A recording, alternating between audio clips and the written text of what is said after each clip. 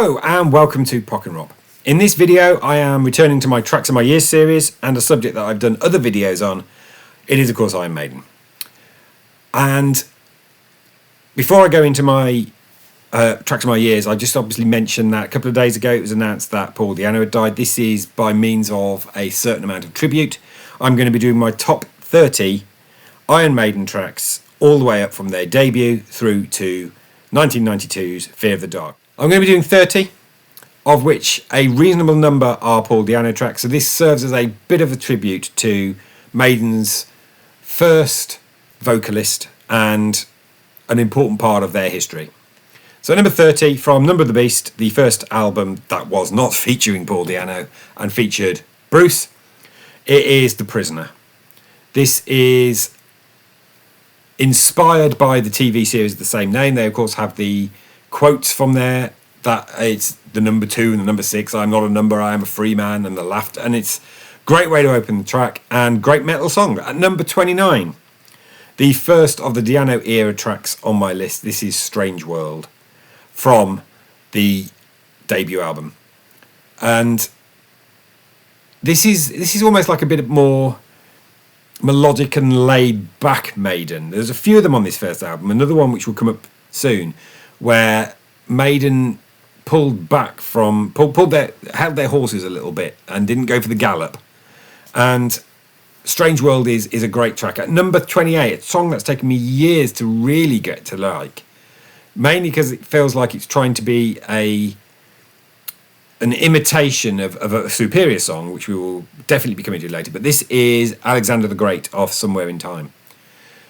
Finally, they performed this live for the first time in the most recent tour, the Somewhere Back in Time tour. Everybody was clamouring for it, and one of Maiden's history lesson songs. And I really enjoy Alexander the Great. I didn't at one point, now I do. At number 27, we're back with Paul Di'Anno for the first song that I think I heard from the Killers album, and it's Murders in the Rue Morgue.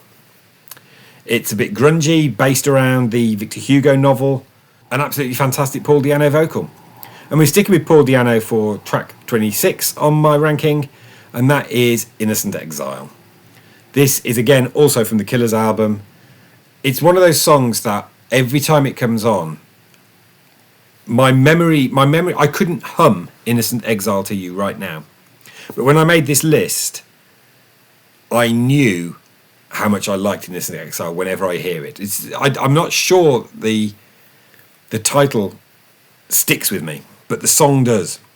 And I think it might be one of the few album tracks from Killers that doesn't get played live or has never been played live, but I'm sure Maiden fans will correct me in the comments below. Innocent Exile, has it ever been done live? At number 25, the title track of what I tend to say is my favourite Maiden album, although I am probably going to re-rank and I think it may have changed, but this is Seventh Son of a Seventh Son. It's the epic from the album. This is the long song for Seventh Son of a Seventh Son is the title track. It, a bit like Alexander the Great, maybe he's trying to reclaim some of the glories of another long song with a few bits of movement and breakdown but in the Seventh Son of a Seventh Son probably works better than it does for Alexander the Great. Seventh Son of a Seventh Son at 25. 24 from Somewhere in Time, Heaven Can Wait. And it's taken me a long time to really love the Somewhere in Time album. Heaven Can Wait is one of the reasons why it's gotten better over time. Heaven Can Wait at number 24. At number 23. This would be higher on most people's lists. Number of the Beast. I do know the reason why I place it lower. Because I'm uncomfortable with the subject matter. Let's be honest, I'm a Christian. And chanting 666 on the song and getting the crowd to do it, I'm not comfortable with it, I'm honest. Great metal song though. Number of the Beast at number 23. Number 22. From Seventh Son of a Seventh Son, the third single, although it was a single of the live, well, there's two versions of the single, one with the studio version, one with the live version from Donington. The Clairvoyant. I love the bass on this. I love the fact that it's one of the songs that ties the loose concept theme of Seventh Son of a Seventh Son together. The whole idea of a clairvoyant, but they can't see their own demise. It's a decent track. Really, really good song. It was a successful single, reaching the top 10. At that point, everything that Maiden did turned to sold. Clairvoyant at number 22. At number 21, this is the highest placed song from Fear of the Dark for me. For me, this should have been track 2 on the record, Judas Be My Guide. I've seen a lot of Maiden rankings, and Judas Be My Guide is almost universally acknowledged as one of the most underrated songs of Iron Maiden's entire back catalogue. Will they play it? Probably not, which is a shame, because it's a great song from Fear of the Dark, and like I say, I think it's the best thing on Fear of the Dark, and that includes the title track. Judas Be My Guide at number 21.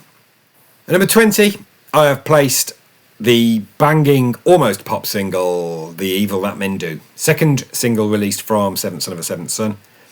Smith, Dickinson and Harris co-write. It really works.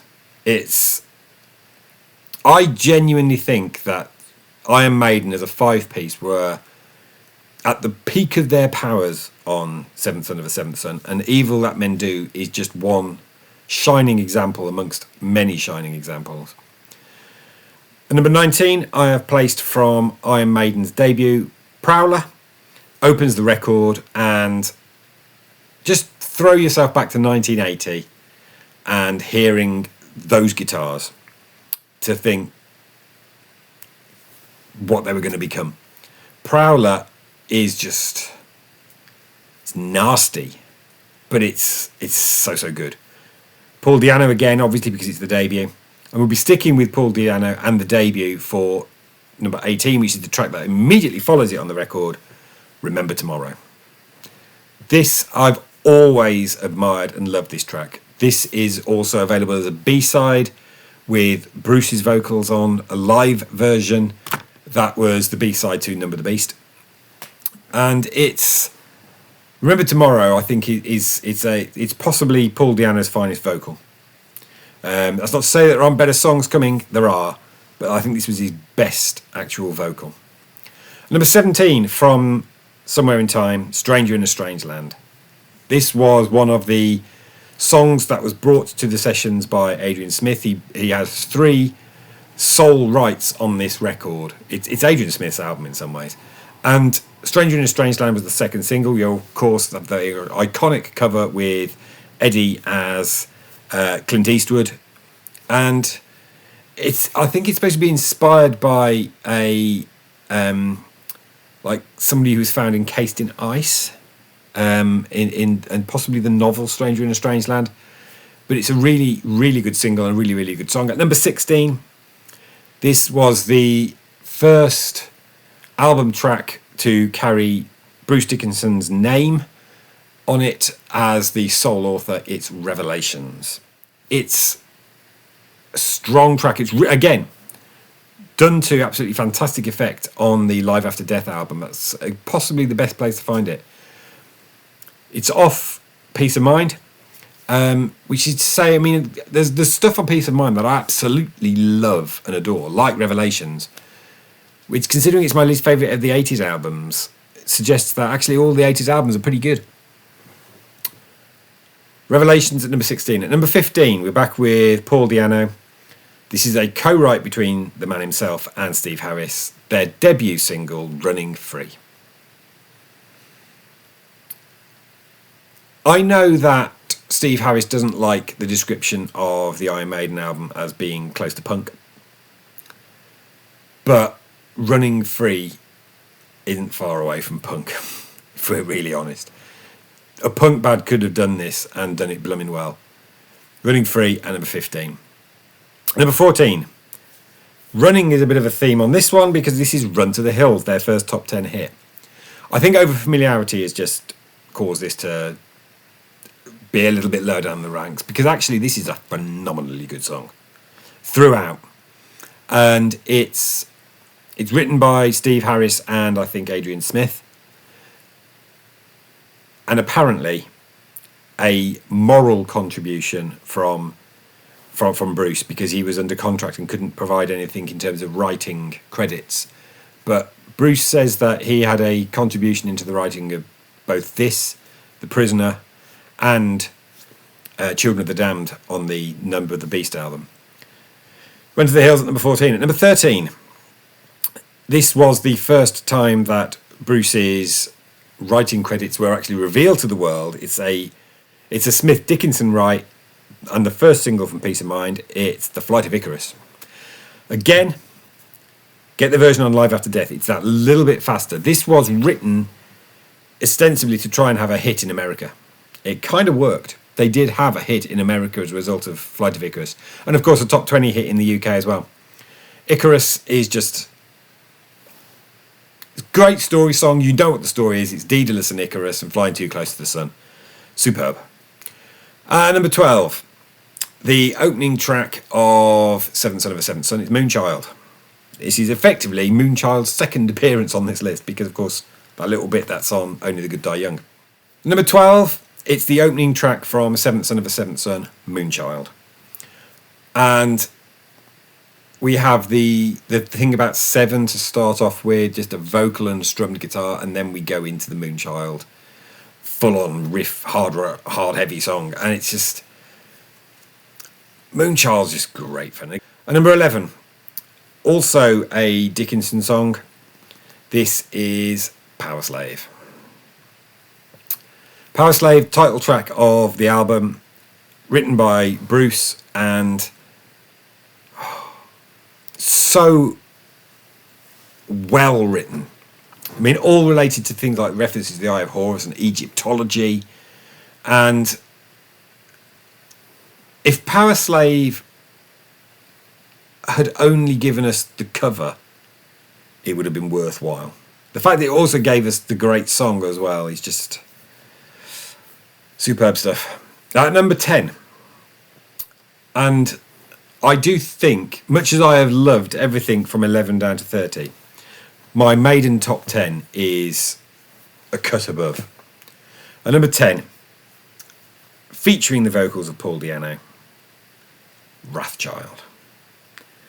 Wrathchild is just a great sub 3 minute Maiden song. It's full of power and aggression. It's got one of the very best bass riffs, which is actually, when you look at it, an astonishingly simple bass riff. And this should have been released as the single from Killers, before Killers came out. And I think they possibly would have had a top 10 hit on their hands with Wrathchild, because it's damn fine. As it is, we get it as the I think it's kind of almost the B-side with Purgatory, and as a result is a little bit lost. If it really perhaps should have been the single. And number 9, for many this would be right up in the top 5, but perhaps I'm a little bit bored of it. It's The Trooper. We're talking bass lines again here, and galloping bass line. Terrific story song based on the Charge of the Light Brigade, and this is one of the songs that I think you give to somebody who's never heard Iron Maiden before and say, check this out. It's a touchstone of their career, and it's just great stuff. And number 8, the first Maiden song of which I was fully aware, and it's a Paul Di'Anno song. It's the highest one of Paul Di'Anno's era on this list, Phantom of the Opera. I've mentioned this on a few videos before. This was my entry song to Maiden because it was it was used on an advert. This was licensed for use with Lucozade, featuring Daley Thompson as an advert, and it stood out. And then I found out that this was Iron Maiden. It led to me thinking, oh, I might have to try out that band whose album covers used to scare me as a child. And I've never looked back. Phantom of the Opera has always been a special Maiden song for me. It's just great. It's just genuinely great. Phantom of the Opera at number 8. Number 7, the opening track of Power Slave. I used to have this on a t-shirt. It's Aces High, based on the Battle of Britain. It's one of my favourite Eddies on the cover, but there are a few albums with better opening song than Power Slave and Aces High. This was the second single. It reached number 18. But it's just so damn good. Aces High at number 7. And number 6 is the lead-off single of Seventh Son of a Seventh Son. Until the 90s, this was their highest charting single. I think it got to number 3. It is Can I Play With Madness? This is the closest that Iron Maiden ever got to an actual pop song, because it's just catchy, it's immediate, it's again Dickinson, Smith and Harris. When those three combine, they produce something absolutely gem-like. Can I Play With Madness? It's another one of those songs that I think I'd play to someone who's never heard Maiden before, alongside The Trooper. That 1-2 punch is just fantastic. Number 5, it is what up until 2015 was their longest song, Rhyme of the Ancient Mariner from the Power Slave album. It closes the record. It was 13 minutes long and not a minute's wasted. It breaks down in the middle to a really slow section where there's bits of the poem recited. Then it builds back up again. And Rhyme of the Ancient Mariner itself is a great epic story poem. The fact that Steve Harris took it and turned it into a 13-minute metal classic is astonishing. Rhyme of the Ancient Mariner is... I wouldn't play this to somebody who didn't know I'm Maiden. I'd wait for them to like the other stuff and then I'd say, listen to that. At number 4, I loved Aces High, but I have to admit that the lead single was ever so slightly better, and it's 2 Minutes to Midnight. This is it's just actually almost a gut-wrenching song. I think this is Smith and Dickinson who wrote this one. And it's 5 minutes. It talks about war, not a theme uncommon to Iron Maiden. A reference to the atomic doomsday clock and the closest it's ever got to midnight, which is apparently when the world will end, of 2 minutes to midnight. They use that number of 2358 on album covers and all of that stuff. 2 Minutes to Midnight is again another iconic song in their back catalogue. And number 3, now this one really does end up at the top of most people's lists, but I've only placed it at number 3 for a couple of reasons. Hallowed Be Thy Name from Number of the Beast. This is so good that it makes you wonder why other metal bands even bother. There is a little bit of controversy around it that a former member of Iron Maiden, pre their fame days, claims that they put some of the writing into it because it's credited solely to Steve Harris. But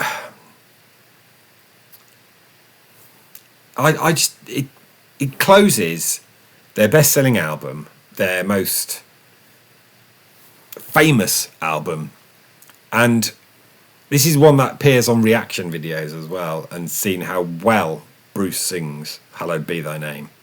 About a man on their way to the gallows. It's at number 3 because there's just 2 songs that I have a great deal more affection for.